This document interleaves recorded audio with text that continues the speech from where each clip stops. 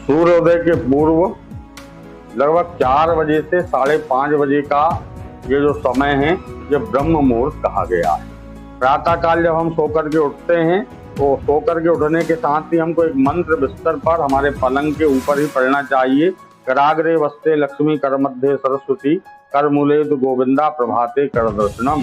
ऐसा करके हमको हमारी हथेलियों के दर्शन करना चाहिए और उस हथेली में ऊपर की ओर लक्ष्मी, मध्य में सरस्वती, नीचे भगवान नारायण का हमको ध्यान करते हुए इसके पश्चात विष्णु पत्नी नमस्तुभ्यम पाद स्पर्श में क्षमस्व में ऐसा कह करके भूमि को, पृथ्वी देवी को हमको प्रणाम करना चाहिए।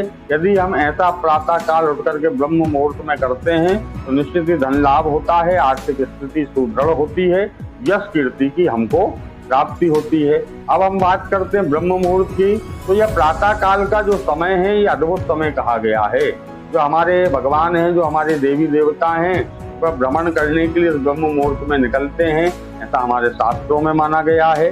तो ईश्वर की कृपा प्राप्ति के लिए यह ब्रह्म मुहूर्त का समय बहुत उत्तम माना गया है, क्योंकि इस समय में सर्वाधिक सकारात्मक ऊर्जा रहती है। इस समय सर्वाधिक पॉजिटिव वेव्स जो हैं, तरंगे जो हैं वो बहती हैं। तो इन सकारात्मक ऊर्जा का हम पूर्ण रूप से लाभ उठा सकते हैं यदि हम ब्रह्म मुहूर्त में उठ करके धार्मिक कृत्य हम करते हैं।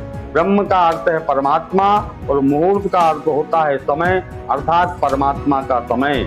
यह समय ईश्वर का समय है ब्रह्म मुहूर्त। तो उस समय में उठ करके ब्रह्म मुहूर्त में उठ करके स्नान करके धुले हुए वस्त्रों को धारण करके अपने आराध्य देव का, अपने इष्ट देव का चिंतन मनन करना चाहिए, उनका जप करना चाहिए। इसके साथ ही साथ नवग्रह का भी ध्यान करें, अपने गुरु का ध्यान करें, गुरु मंत्र का जो है जप करना चाहिए। जो साधक ब्रह्म मुहूर्त में उठ करके साधना करता है, जो अपनी मंत्र साधना करता है, जो योग साधना करता है, वह जो जातक है उसको उत्तम परिणाम की प्राप्ति होती है और अभीष्ट सिद्धि की प्राप्ति होती है। जिस सिद्धि के लिए वह जब साधना कर रहा है निश्चित ही वह अभीष्ट सिद्धि की उसको प्राप्ति होती है। और यह तो हो गया हमारा धार्मिक और पौराणिक महत्व। वैज्ञानिक दृष्टि से भी ब्रह्म मुहूर्त का समय देखें तो बिल्कुल स्वच्छ निर्मल वायु बहती है।